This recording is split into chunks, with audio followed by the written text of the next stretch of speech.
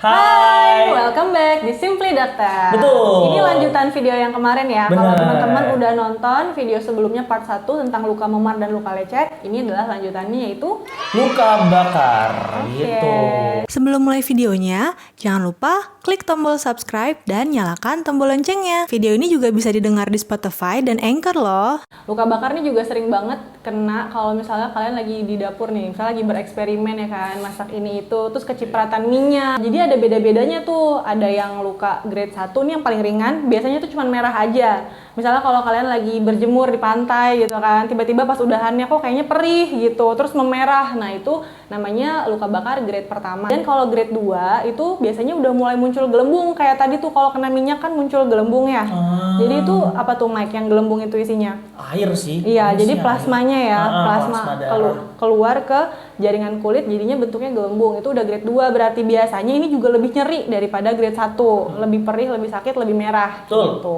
Yang ketiga, ini yang lebih parah lagi, walaupun kelihatannya kayak lebih nggak parah, misalnya kayak warnanya putih dan udah nggak nyeri, tapi justru itu udah bahaya ya Mike. Iya. Kalau udah grade 3 ini kalian harus udah wajib ke rumah sakit. Biasanya Betul. kalau grade 3 ini gara-gara kebakaran sih ya, biasanya, misalnya Cak. gas meledak, tabung gas meledak. Betul. Atau kesiram minyak.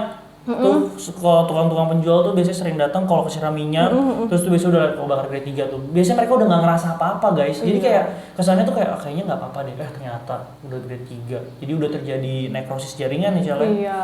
Jadi apa sih bahaya dari luka bakar ini? Kan kalau misalnya luka-luka lainnya ya, ini bukan luka yang di hati ya guys, kita nggak kembali ke situ. Luka-luka lainnya kan bahayanya biasanya kan karena berdarah-berdarah terus, jadinya perdarahan masif, jadi pasiennya bisa kurang darah gitu ya. Nah kalau luka bakar ini agak berbeda, kalian lihat deh luka bakar tuh nggak ada perdarahannya, tapi pasiennya itu bisa dehidrasi, Bisa dehidrasi, kurang cairan, kok bisa? Nah, jadi kalau misalnya luka bakar ini, kulit kita ini kan dia menahan penguapan cairan, walaupun ada terjadi penguapan. Nah ketika dia luka, itu penguapan terjadi lebih banyak lagi, Cak. Karena pelindungnya hilang ya. Bener, pelindungnya hilang. Jadi menguap semua cairan sehingga itu kita bisa jadi dehidrasi, dan dehidrasi bisa menyebabkan kematian juga loh guys. Nah, jadi harus sangat hati-hati khususnya grade 3 yang sudah tidak nyeri. Nah, terus yang harus dirawat di rumah sakit itu biasanya yang luka bakarnya lebih dari 10% Cak.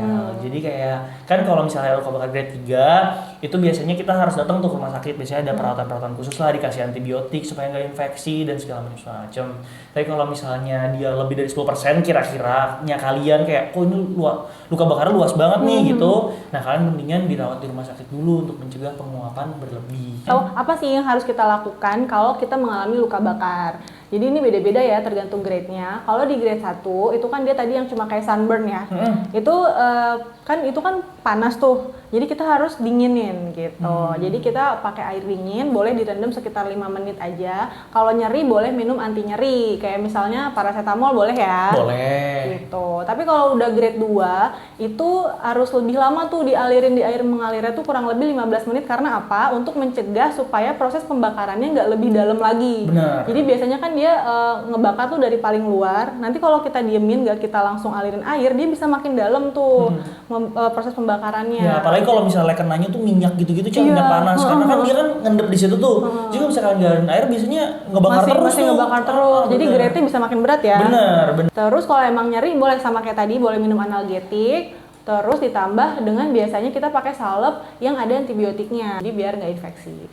Untuk grade yang ketiga harus kemana? Harus ke rumah sakit, lebih baik ke rumah sakit guys. Tapi biasanya memang kalau misalnya grade 3 luka bakarnya memang lebih parah sih Cel. Iya. Yang kayak biasanya emang karena kebakaran kan settingannya, atau enggak kesiram panci panas satu badan gitu-gitu sih biasanya. Jadi memang biasanya mereka pasti minta pertolongan ke dokter. Selain dia bisa menyebabkan dehidrasi, kalau settingannya kebakaran, dia bisa menyebabkan yang namanya trauma inhalasi guys. Apa tuh, Mai? Nah, trauma inhalasi itu jadi misalkan teman-teman sekalian ini terkena asap panas atau terhirup asap panas. Nah, itu bisa menyebabkan pembengkakan pada laring. Laring tuh tenggorokan saluran ya. nafas lah ya. Saluran napas, iya, Saluran pembengkakan nafas kita. pada saluran napas kalian. Nah, Kalau misalnya bengkak di situ, itu bisa menimbulkan penyempitan saluran napas sehingga kalian bisa merasa sesak tuh.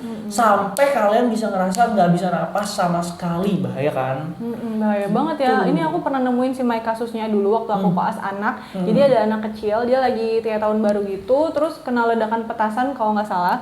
Tapi sampai dia tuh akhirnya diintubasi karena saluran nafasnya tuh bener-bener udah bengkak. Jadi ditandai dengan biasanya ngorok ya Mike. Iya, ngorok. Jadi bener, udah mulai bener. ngorok, jadi langsung Ya diintubasi ampun. untuk mencegah si saluran nafasnya itu rapet. Akhirnya ya anaknya sih waktu itu nggak ketolong sayangnya Mas. Nah, jadi kalau misalnya kita misalnya ada pasien nih datang abis dari area kebakaran gitu ya. Terus kan biasanya itu kan di triase dulu tuh di IGD.